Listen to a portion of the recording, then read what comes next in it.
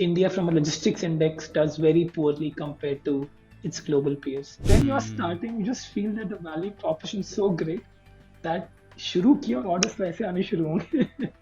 In 2015, the market crashed and we had to let go of people. And it was especially hard because it was not their fault. It was our fault. We had, in our all foolishness and immaturity, had tried to diversify too soon, had tried to run before we even had the right, even before we had learned to walk.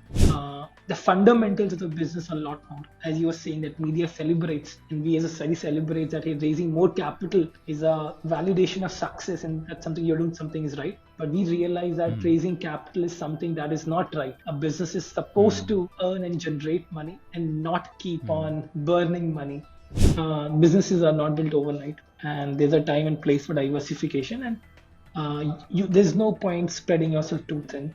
Do one thing and do it good, versus doing too many things and You don't have failing to it. hurry. There's no point hurrying. So I think things that are built with time, with care, also lasts longer.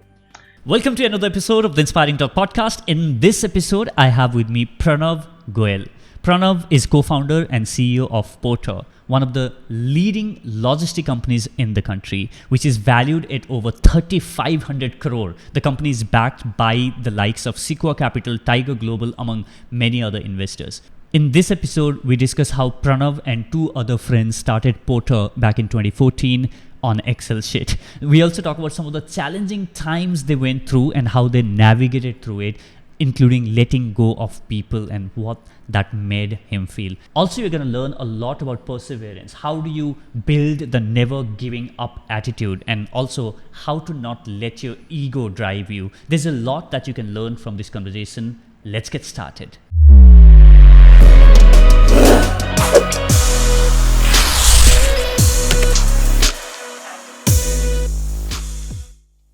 Welcome back inside yet another episode of the Inspiring Talk podcast, and I'm super excited to be joined by Pranav Goel in this episode. Pranav, welcome to the show. Thanks, Bijay. Very excited to be talking to you on Tuesday morning. Pranav, you come from the family, with the business background. Your dad was into business, and a lot of people have this common notion that when your upbringing, is a bit of a privilege as compared to most of the people, that you don't have the same hunger as most of the people, and obviously you have you have done the other way around, right? So you have shown that that hunger. But do you think, like, generally most of the people who come with privilege do not have the kind of hunger?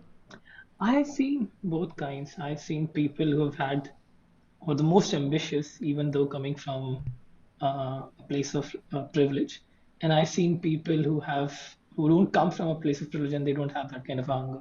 So I think it's a little difficult for me to generalize.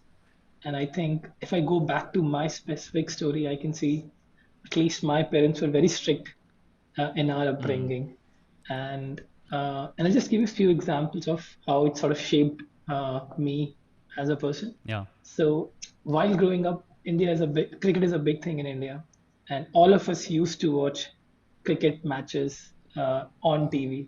I was not allowed to do that. And the only reason was that my father would keep saying that success comes to doers and not observers. तुम बाहर खेलने जाओ ना, तुम्हें देखना क्यों है TV? You go out, you play for the entire day. I don't have a problem, but you can't just sit and watch TV. There's nothing that you gain out of. So I think there's many such small things that that they did as they were bringing up their two kids. Second was that, and this sort of shows a bias to By action. the way, like that, yeah, sorry to interrupt. I mean, I will let you continue, but that right there, like, just go and do something, just dance it and watch, is such a powerful thing a parent can tell their kid to encourage them to go and take action. That's just amazing. I loved it. Yes. And second is that as we were growing up, I was pushed to do everything on my own, be it interacting with school authorities. Everything was to be done by me. I think that sort of built a kind of independence as we were growing up, that there's strong bias to action and be independent. Why do you need? I'm there to support your decisions, but you have to take your own decisions in your life. And that started very early on. कि तुम्हें क्या लगता है? तुमको जो लगता है वो करो. uh, and we are there to support you, and we know that you're wise enough and will take the right decision. So I think that sort of build a strong bias to action and very strong need for independence very early on in our life. Were you the older one? Do you I'm have like I'm siblings? I'm the older one. My younger one is 4 years younger sister to me. Mm. Because what I have seen is the older ones are usually handed over with a lot of responsibility, right? For instance, I remember when I was growing up, I would know everything about like how the money flows in my house, right? So when my dad used to send home some money, from his job, and then I would know that what's the exact amount that came in and how it's gonna be budgeted, and because of which also, like you said, that before I could go and ask my mom that I need something, because I already also know that there is no money, for like for instance, if I want anything, then right, then I wouldn't go, and I would only say when I know that it's extremely necessary, and my younger sister, she wouldn't Yeah. even know half of the things, because she was not as involved as I was, because and maybe also because my dad was not around. Mom sort of involved me in the entire sort of thing. So that's why I asked, like, are you the older one? But also, do you think being older sibling allows you to sort of older one allows you to be more responsible, take more responsibilities, and learn more? I think at least the way I see my household, I think it was less about being old and young. It was more about being a boy and a girl. I think she was a little bit more protected compared to me. She had all the privileges I did not. I was pushed Mm. to, so I've been going to school by cycle. It was 2.5 kilometers, and I come from a place which is very, very hot. All my friends and I come from a small town, so they all had these scooties and Activas, and I was one of the very few ones who had a cycle to office. My sister still used to get a privilege of a car, but that was Mm. not given to me. So I think Mm. I seen that some of these things were a little stricter on me versus, but not because of being older, but just because of their Indian parents a little bit more protective about a girl child. Mm. So, did you always wanted to get into business? Yes, Seeing you, yeah. I think yes, that was an eventuality I knew would happen sooner or later. Uh, from a very early age, I've been very intrigued by business. My father was amused that यार ये इतना छोटा है और business की बातें क्यों करता है मुझसे? You should Oh. not discuss such things. And I remember when I was in fifth, and this is something that I don't remember, but my father keeps telling me that one day you come up to me and say that I'll do 20 businesses, and my father, surprised and amused, asked me that how will you manage it? So I said, Ki, I have a large family. It's a joint family, and I will give one business to him, one business to the other person, and that's how I will distribute and manage 20 businesses. So I've been spending my summer vacations uh, during late school time and college at my father uh, organization, just just going there and seeing things in action. And I think apart from just the fact that how a business runs, I think a couple of things that sort of stayed with me, which I've seen my father discuss or talk to my mother and sort of catched on, was that 30 years back he had a wild goal that he need to provide at least a house, a car, and a foreign trip to his people that are working for him. And now it seems very common, but 30 years back, these were the only aspiration that a middle income group in India would have. कि यार एक घर मिल जाए, खुद का हो जाए, एक गाड़ी हो जाए, और एक बार प्लेन में एक फॉरेन ट्रिप हो जाए. So, and I think that sort of, and the context behind. That's such a status symbol, isn't it? Like, taking the flight and, going on a road trip. Those are the kind of validations that we sort of, looked for. And the context behind this was that how I can work for my people, how can I empower them financially, and how I can look after. I think the context of taking care, having a kind approach to people who work for you. Uh, I think that was when I saw those things in action, and that sort of stuck with me. I've seen him work very hard to ensure that their children, my father's staff children, go to good schools. They have good admissions. They have good access to good medical facility.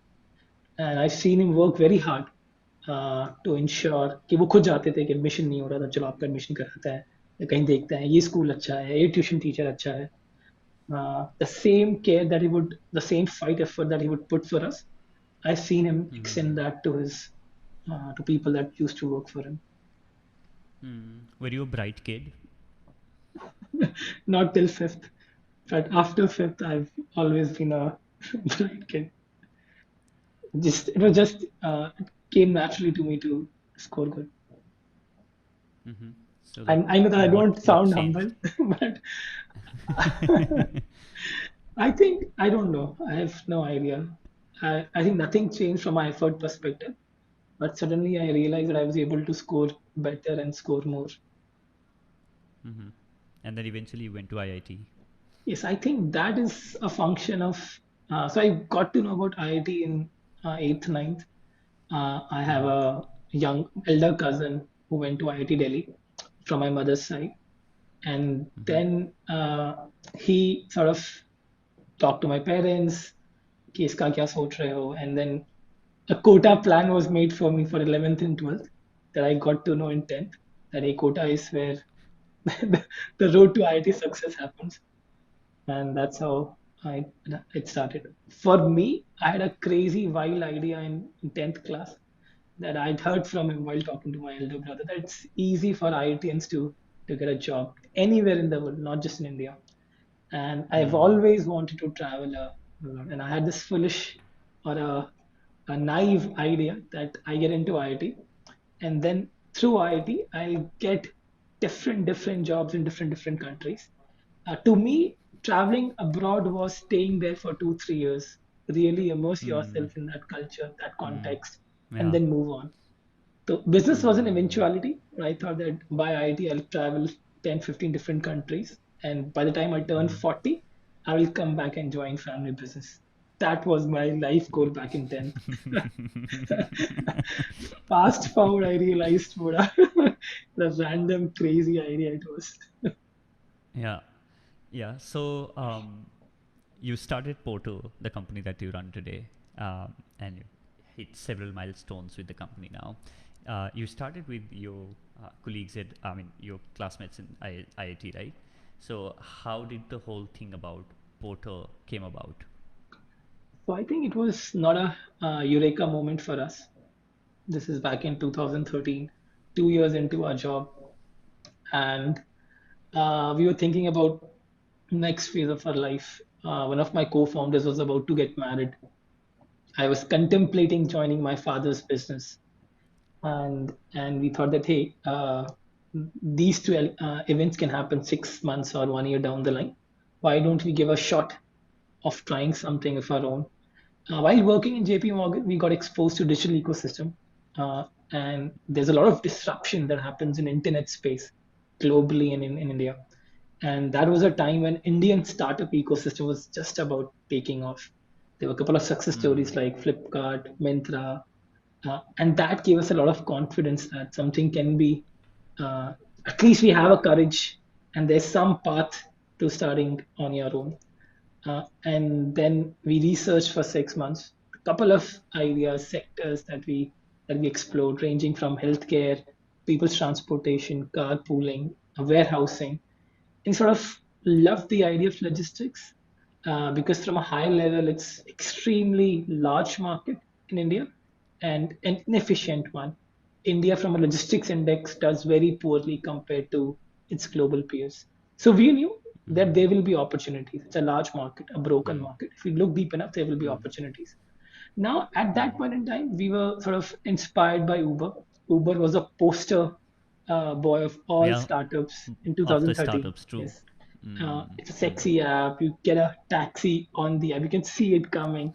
And this is back in 2013 when nothing, it true. seems very so obvious today, but it was not so obvious in 2013. And Yeah. while returning from office, the other co-founder Gautam, and we both used to work in the same company, same apartment, and we're returning back from office. He mentioned that I see a lot of these light commercial vehicles. They're always there, but we never notice them. And should we just talk to them and understand their problem? And that's how Porter started. We realized that there's a massive market. It's a broken market, demand, supply, both doesn't have a good experience. And by aggregating, by creating a tech platform, we can solve the efficiency problem, the matchmaking problem that exists in the market. We can provide a better solution to all stakeholders. Customers get a good service, low price, drivers earn more money, and we are able to create a business. So the idea is to create the Uber for the light commercial vehicles. I would not sort of go and say that it's Uber for light commercial vehicles exactly because there's At still that point of time, yes, was yes, that the yeah? yes. But there's still because each market is a little different and there's specific nuance to each market. But yeah, if you have to say at a high level, it is Uberish kind of a business model to enable light commercial vehicles.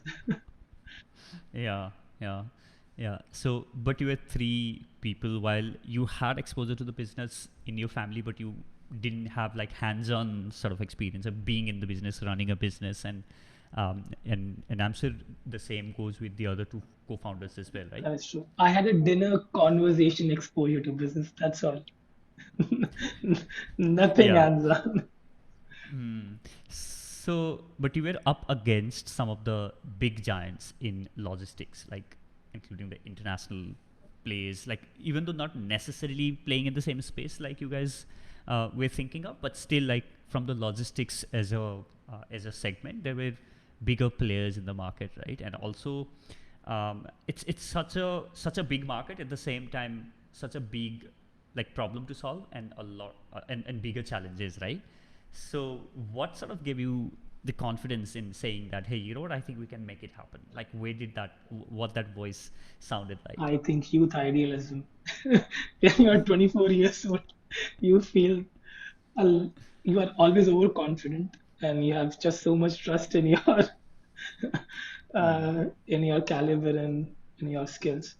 I think, to be honest, I was always fortunate to have a great support system. Family, while I was growing up, that they always used to back my decisions, always gave me the independence.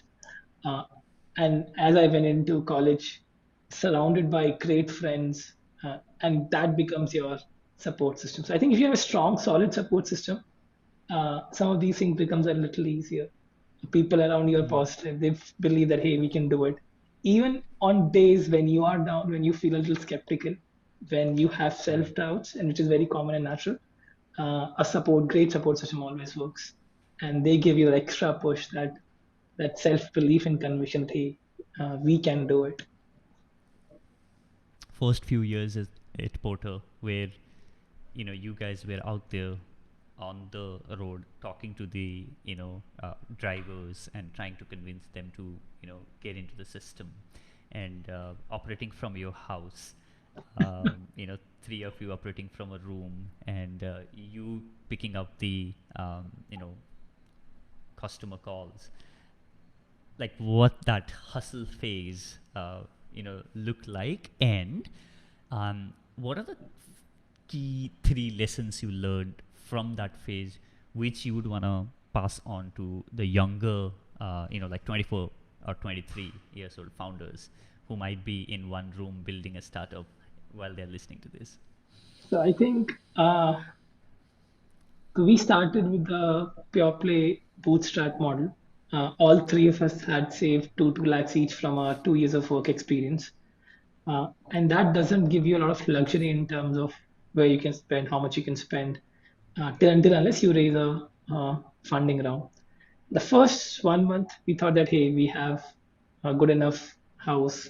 Everyone goes to office in the afternoon during day, and can we use double that up to save money as our office?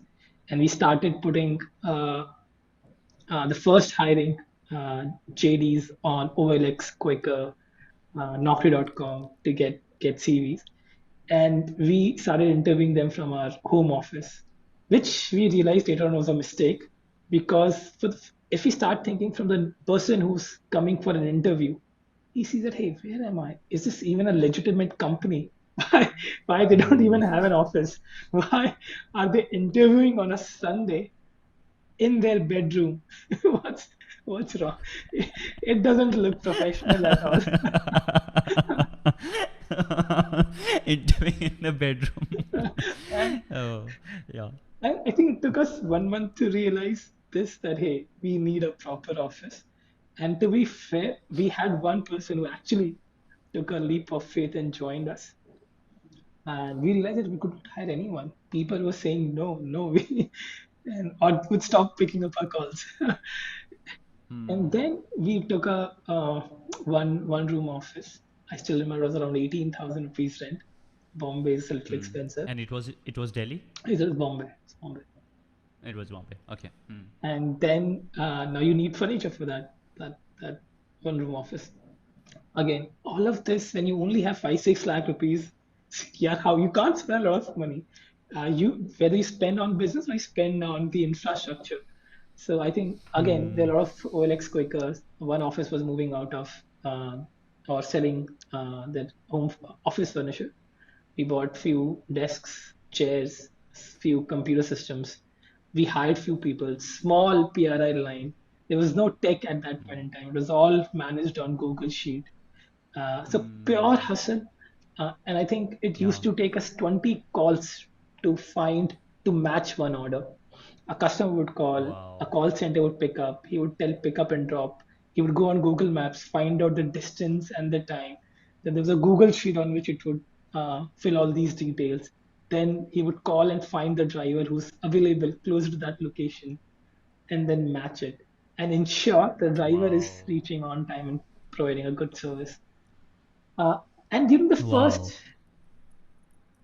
and in the first couple of months, I think the first 7-10 days, I remember I was the one who was manning the call center because you could not hire anyone while at home. And Uttam, the other co-founder, was out on field adding drivers and customers. The first order came after the first 10 days, and and Hmm. it's not easy sitting by phone just thinking abhi phone aayega, abhi phone aayega, abhi phone aayega.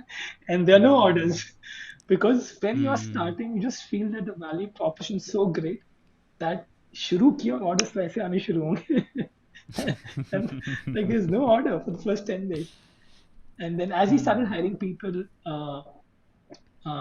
when we started, one person who was there to manage or handle the calls. Then me and Uttam both were out on field, adding customers, adding drivers. This went on for 2-3 months. Then we hired And team. when And did you started developing? Yeah. sorry, when did we start? Sorry. Go on. Building tech. It was in September 2014, and How how many months? we had launched Hmm. operations in August 2014. Like a Okay. month later. But the tech, we started working on it.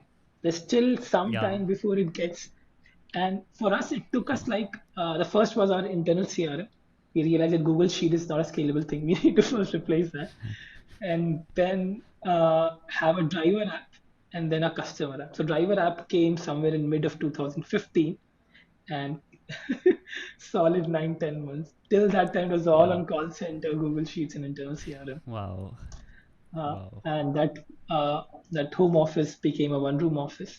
We raised our first round of funding in December is when we signed the term sheet, and we're almost about to go out of money. We If it would have been delayed by 2 months, we would have the capacity uh, or the resources to carry on. And 2015 was Hmm. a very interesting market. Raising capital was a lot easier. It was a very Hmm. founder friendly market, as you say that. Yeah. You could raise just with the idea, pitching the idea, and if they loved it, then they would throw money at you because you just presented a great idea. That yeah. And that one of home office became a one room office, and then we have larger office, and we keep shifting every 6 months to a bigger office. The organization was becoming bigger. And once we had capital and resources, we were able to build a great team, invest in building team and expanding to different cities. Uh, and then we raised a Series A, which happened in. Yeah. So, Pranav, I'll you know take a pause and we'll talk about Series 8. But before that, I ask a lot of my guests about perfection and waiting to have that perfect tech in place before I launch my business or a product or idea or a YouTube channel, whatever that is, right? And here you are saying that you started a company, a logistic or tech company with everything on Excel sheet and phone and stuff like that, and did that for over a year, almost a year, even before you release that first version of the app, right? I think that's such a powerful lesson for everyone listening here. If you have an idea, go ahead and execute. And I believe that just you can share from the lessons perspective. Those first years maybe taught you a lot on what you might need on your app or that version one itself, right? Because you were here doing a lot of transactions on day-to-day basis, talking to customers, talking to drivers, understanding everything, and also looking at the internal CRM requirements and stuff like that. And when you were developing the tech, as opposed to developing a tech without being in the market, I'm assuming that helped you put out Absolutely. much better version one. Absolutely. I think you're correct that we are all waiting for the perfect app, perfect idea, perfect tech. Perfect ideas, apps never exist. Even after 8 years, we're still work in progress. We're still iterating. So don't wait for it. I think just get out there, get your hands dirty, and start executing. And these things, start building them in parallel. I think time has a bigger cost. Wasting time is a bigger cost than anything else. And this was our first MVP. That can you launch, can you start, and if there's a product market fit, I think you can do Yeah. everything without a very strong tech at the start. Great. So you were talking about Series A. From that one room and Excel sheet and phone call to Series A, as you were saying that Yeah. it was much easier to raise funds back in those days. So I'll just give you context that starting a company and running a company is an emotional roller coaster, right? One day you are down, and the other day you think that you're king of the world. आप ही मचाओगे आप राजा of दुनिया के. so so the last 6 months of 2014 were, so the business was off on its feet, but we couldn't. It was we were trying to raise capital, but it took like 6 months for us to raise capital, and we got the first round of money. That was one validation that hey, we are something on the right track. And the second round happens before we even started to look for it. Just happened. Like a 3-4 months gap between our first round and second round. And we realized that within a year, we have raised more than 35 crores funding. And we were at 24, 25 years old back then, very immature, very impatient. And we started seeing that raising capital is a validation of our success. Now we have earned all the right to be successful. अब तो हो गया है, True. and what we Yeah. did was that we were doing intracity. Our first app was not launched. The idea was that we'll create a tech solution, tech-enabled solution for intracity. We thought that ये तो हो गया है because now तो I'm the boss, I'm the king. Let's start one more business, that is intercity. Now these two industries, though they are within logistics, but are completely different market. The customer is different, the operating model is different, the driver's profile is different, and we started building a team for it. We built a 50-member team within the first 3-4 Wow. months, and scaled up revenue, started talking to customers, and we were thinking that hey, we'll raise another round in the next 3-4 months. Our board, to be true to them, uh, they sort of tried to make us listen to good advice that hey, all companies historically only diversify once they have solved for their uh, core business problem. You don't even have an app. You have not even learned to walk.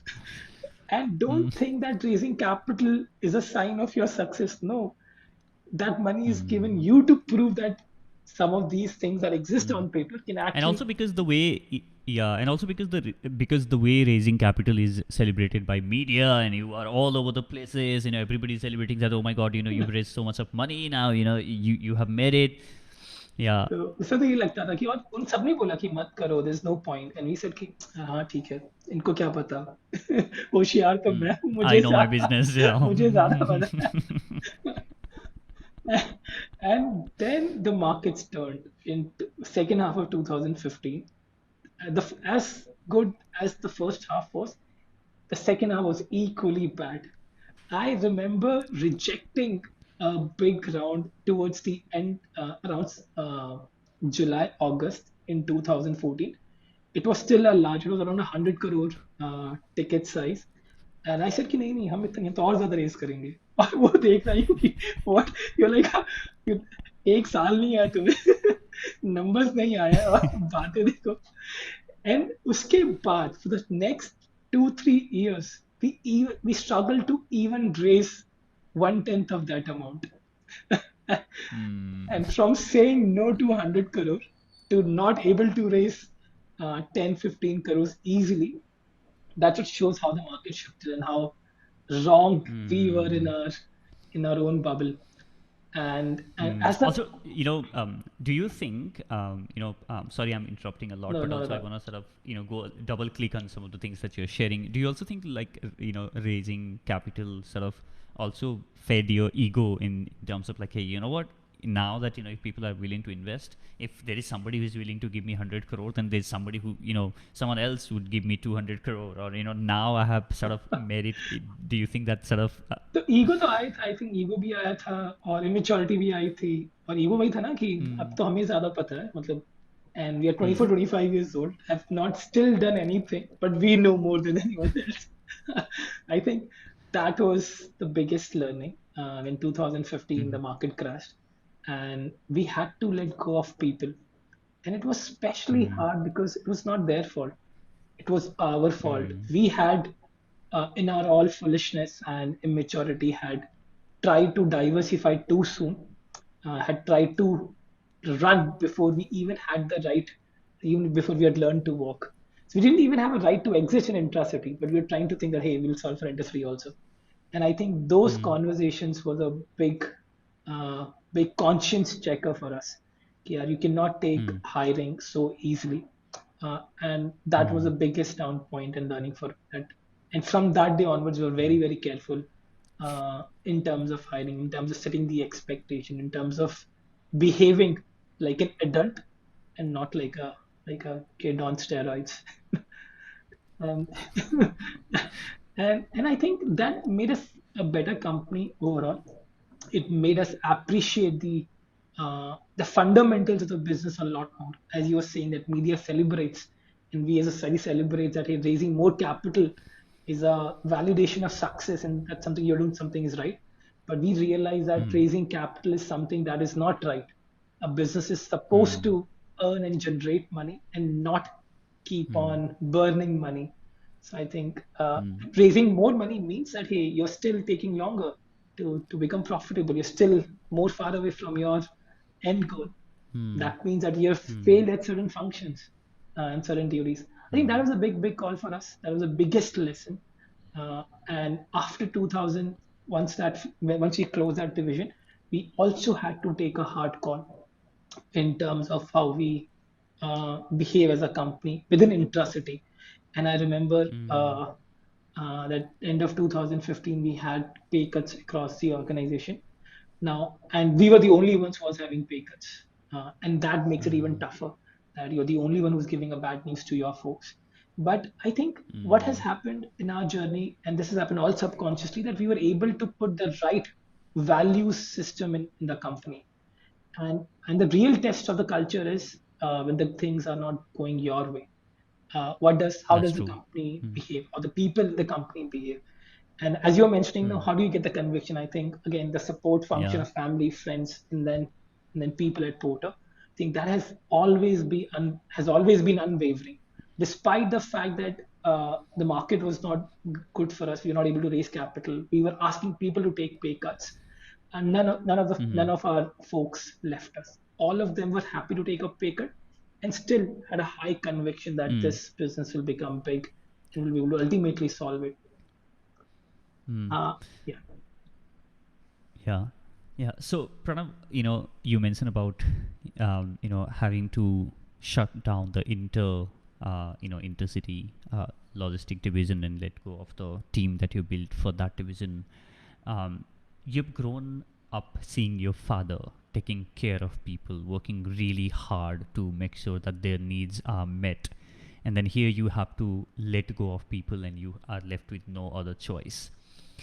um, what were you feeling, and what was that conversation that you had with yourself at that point of time? How did that impact you?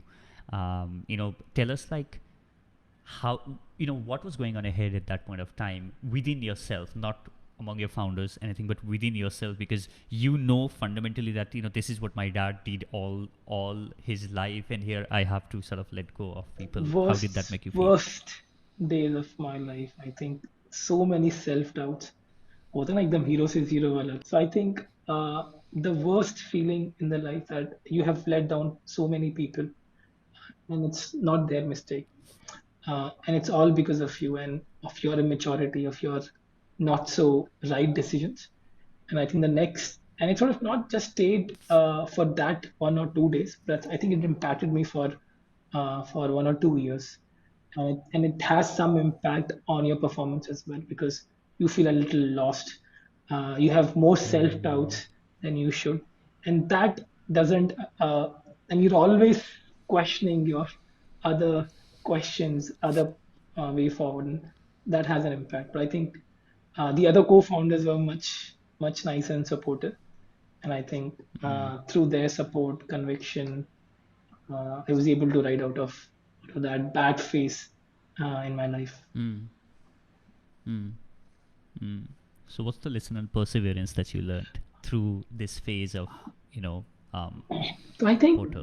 the first lesson was that businesses are not built overnight, and there's a time and place for diversification, and there's no point spreading yourself too thin. Do one thing and do it Mm. good versus doing too many things and You don't have failing to it. hurry. Yeah. There's no point hurrying. Mm. Things are not built Mm. overnight. Taj Mahal एक रात में नहीं बना था, Mm. नहीं बन सकता है. और अगर एक रात में बना तो इतनी जल्दी गिरेगा वो. So I think things that Mm. are built with time, with care, also lasts Mm. longer. And I think that was one Yeah. appreciation. Second, the appreciation was for that fundamentally business are supposed to make money. Raising capital Mm. is not a validation of success, but business model is a validation of success. User experience, user success stories is a validation of success. And I think has also a strong realization that we've always heard that you build a good culture, you treat your folks right, you have the right value system in your company, and that helps. But in a good time, you don't know whether it's the right thing or not because those things are never tested. But I think early in our life, we Mm. realize the importance of the right culture and how a team is something that is much most important compared to anything else. If you have a good team, it allows you to Mm. persevere through bad times. After Mm. 2015, as I was mentioning that we rejected an offer of 100 Mm. crores and then raising even 10, 15 Yeah. crores was tough. The next 3 years Mm. was very, very difficult. Uh, Mm. people, there was in general a lot of money. There was an overhang from Uber for X business models. People, investors did not want to invest in Uber for X. We were finding it difficult Mm. to raise capital, even though we were the market leaders, even though our numbers were getting better. And uh, that is just not a comfortable situation to be in. When you hear no every time you meet investors, and I would have met like more than 100 investors, and every time you hear Mm. no, no, no, I think these kind of odds or these kind of rejections does not exist in any of the industry. Hearing no so many Mm. times again gets you into a different direction. कि यार क्या am I doing something wrong? ये number तो ठीक लग रहा है, but why is there such negativity around me? Why am I not able to convince people that hey, this will become big? This is Mm. a worthy enough opportunity or to solve for. I think again Mm. that conviction comes in self doubt. But if you have a good support system, and I think I'll again point to my co-founders and senior people at Porter, sort of Mm. kept saying that nahi, theek hai, sooner or later the investor will come. We just need to keep our heads down, keep on executing, keep on improving business, which was getting improved day on day, night and night. And I remember that it took us 3 years before we were able to convince an investor. And those 3 years, the core team did not move out of Porto.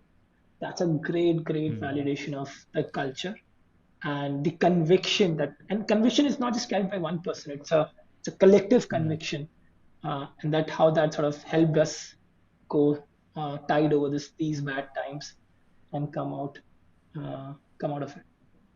So I think perseverance. Got it. Businesses are not built Mm, one in mm, one night. It takes time. So be patient. mm, If you have a good business model, if it works, sooner or later the market will reward you. mm, mm. Great. So, and then, after that, 2018, Sequoia came in, and then, UK and the business is back on track, and then the lockdown happens, and then you go into, because you were into logistics, and then, again, the another sort of challenging times sort of comes up for you guys. And, when we're talking offline, you mentioned that when you were talking about the pay cuts, some of your employees sort of walked up to you and said that, hey, why have you not taken bigger pay cut for me? Don't you think I'm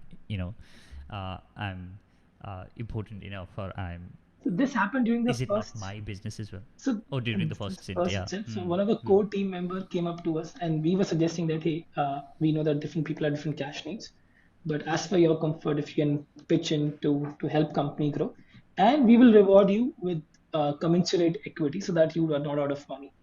And we remember a senior tech person coming up to us and saying, here, and we had suggested a lower pay cut for him. And he coming to us that, hey, I'm offended. What happened? Why are you suggesting such a low pay cut for me? I can take more given my life stage right now. And I want to contribute. It's my company also. And I think those some of these moments just stick with you and make you appreciate more the people you have on board. Sequoia was, just one correction, Sequoia was there with us during 2015 as well. Series A was done by Acha, Sequoia, okay. and later Light Mm, Rock came just before COVID. mm, And I think money mm, came after the first lockdown, during the first lockdown, and was super scared that we are mm, running out of money. Investors were not investing, but they yeah. honored their commitment and ended up investing in us. But this was the first time we had any semblance of money, and then COVID hit. Now people were expecting that hey, for the last 3 years we have worked on lower salaries because for the company. Now company has raised money. Now we will be rewarded, but having a conversation with them again that, and this is during first COVID wave when everything was uncertain. You did not know whether COVID will be there for 2 years, 1 year, what kind of impact it will have on your business. And during the first lockdown, we saw our business go down by 95%, and Wow. and that's a big massive hit. And we don't, it's a 1 year story, 2 year story, and we had to conserve cash, we had to increase our runway. And people are expecting the other thing. People are expecting that we have good raises. We have already suffered for 3 years. Now the company has raised money. Now it's the time for us to get rewarded. And we are going to have a Yeah. conversation with them that hey, things are bad, things are tough. Let's go for another pay cut. And Oops. and I think again we see that the team sort of understood the rationale, and he said that hey, as the moment we get more clarity, we will revert back to our initial position. And the conversation was that hey, how should you structure the pay cut? Now you have few folks in call center on field who are directly attributing to order, but since everything is closed, there's no order. Their work is reduced to there's no work for them. And there's tech's business team, which again they can work out of office. They still work for them. Like they're still building your tech systems. So there was a conversation that hey, should we take a uniform pay cut across the company, or should we cut those functions where we have less work, uh, and how should we structure the pay cuts? Because if you have a uniform pay cut, it becomes more socialist. But if you have more pay cuts as per the function, as per merit, becomes more of a capitalist kind of an approach. And socialist approach has a problem that you are penalizing your great guys to carry the entire organization along with them. Right? And the great guys, the high performers, it's always easy for them to get a job outside your company. And they're the ones who have the highest impact for your company. So I think those trade-offs, those decision making in those difficult times, shows how the company, what is more valuable to a company, uh, uh, having a much more meritocracy, or during bad times you behave like a family and ensure that everyone moves along. I think after a lot of deliberation, we went ahead and have the uniform pay cuts, more for the senior folks who are high performing versus, and we ensure that no one was let off. And I think some of these decisions in our mind, we are thinking that unko kya lagega, but we realize that some of these is our own fears. This is these discussions, these decisions are already in their mind because that's the culture you have. People appreciate the value system you have, and they sort of You authentically going and sharing that, hey guys, this is the scene and I'm not trying to make anything up, and then and this is where we are at. And I have also felt whenever we have those open conversations, people tend to appreciate. And I think for the people who are listening and the leaders who are listening, that's probably the lesson here, that you don't have to sort of take people in circles. Like, just say what it is and be is open and authentic, and and do that with humility. And you will see that people, when they know that you are authentic and you are sort of open in sharing, then they tend to sort of understand and resonate with what you're saying, right? absolutely. And I think they also appreciate because they're also from a similar value system. No? That's why they're a part of your True. company and your culture. Yeah. And if you are Yeah. inconsistent with your culture, they don't forget. They remember that hey, the company Mm. uh, did not, the conduct was not in consistency with the culture. And they also Mm. realize that, hey, in bad times, this is how the company behaves. They're also always evaluating Mm. company. And I think it's a good, True. it's also a good value system if you're consistent with your value system. That's a really good Yeah. perspective. Yeah. So I Mm. think we Yeah. realize that people are also watching how you act, how you conduct, Mm. especially during bad Mm. times. And we've always seen Mm. that both these bad times, the company came out stronger. The culture was even Mm. tighter. It got reinforced, and we got another Mm. validation that hey, at least from a culture point of view, Mm. there's something that subconsciously we have been able to build it the right way. Super. So Pranav, I have few questions which I'm gonna shoot at you, and let's do it like super quick, rapid fire style. What inspires you to do everything that you do? I think my family, they've set a very high benchmark for me from day one. And I think some of these systems, in terms of the culture, I've always seen my family, they've always had a spiritual side to them also. And we got exposed to that as growing up, that you get more than you give. So it's in your self-interest to be a giver. So give more, give more, give more was always a constant theme as you're growing up, and that's why Mm. some of the Mm. actions that they are seen growing up, and that's some of the actions we try to imbibe in Porter. That hey, as long as you have an empathetic, Mm. uh, giving attitude, you'll always get more. So it was always more important for us to make a kinder and a fairer organization versus a more profitable organization. It's more important for us to be kind than to be clever. What is the number one wrong belief that you've held for the longest period of time about yourself? 2014-15 अपने hero हैं अपने No, wrong. अपने को ज्यादा Yeah. पता Okay. है. Mm. I know more than anyone Mm. else. I think that's the Mm. that's the wrongest belief that I've had for a year or so. Mm. Mm. If you were to start this all over again, what are those three things that you would have done differently? I think that 2015 that I was talking to you about, I think just the Mm. appreciation. So when we started, we were more demand focused. So we have two sets of Mm. users. One is the customer and the other is driver. We're more demand focused. I think it took us like 1 or 2 years to realize that supply is equally important. And if you don't have good supply, you can't get demand. Supply is the one who's actually your actual brand ambassador. If he's not happy, Yeah. if he's happy, he'll provide a good service. He'll make your customer happy. If he's unhappy, he will take it out on the customer somehow, right? So I think just to ensure that he's more important than the demand side. Supply comes is fundamental, comes first and then demand. I think we would sort of have that muscle, have that direction a lot early in our evolution. Uh, and third is a realization, being a little bit more patient, that things are not Mm. built overnight. It takes time. And perseverance is the most important quality, skill to have. I Mm. think uh, over the long run, being at it uh, helps you more than short sprints. I think the famous story of tortoise versus rabbit just teaches us that. Mm. That's at least we have Yeah. seen that happen in our life. Mm. When you find yourself in a challenging situation, what is that one question, or maybe a thought, or maybe a quote that you find yourself telling to yourself? I think depends upon the context. So, in terms of those difficult decisions that we had to take between what to do with COVID salaries, should we take pay cuts across, or only should we cut down few functions and let people go? I think the question I ask is that is it a kind decision, or it's a clever Mm. or a smart decision?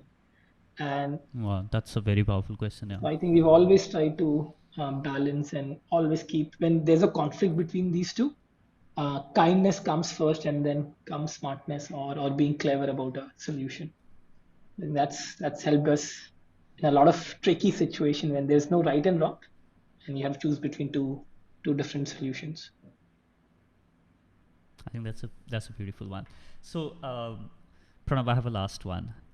Imagine you are standing on a stadium, and this is the largest stadium that has ever been built in the history of the world, and there are millions of people, and you are on stage, and you've been given only 1 minute of time to share the most important lesson that you have learned in your life. What would be your message? That's a tough one. I think first of all, if I were in such a large team, I will freeze. I'm so scared of public speaking that nothing will come out of my mouth. Ah,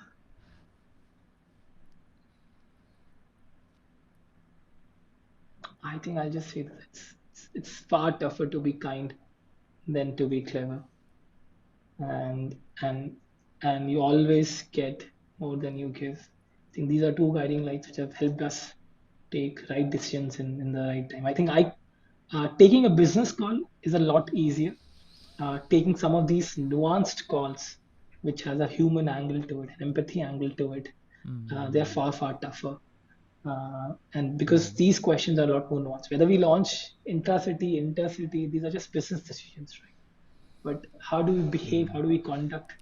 Uh, and how do we sort of take decisions where you're choosing between two Mm. rights and two but different Mm. approaches? How do you Mm. sort of balance, and how do you decide? So I think for us, these two things have worked really well. It's Mm. far tougher to be kinder than to be Mm. clever, and and you always get more than you give. So it's in your self-interest to be a giver. Mm. Absolutely, Pranav, and it shows in in the response that you've been giving in this interview, that how empathetic you are as a leader. And I know that it's for leaders who are driven by empathy, it's not always easy to take those hard calls of letting go of people, or in taking those hard calls is not easy. Yet we need more empathetic leaders who are there supporting people and creating the culture where people want to go back to work every single morning.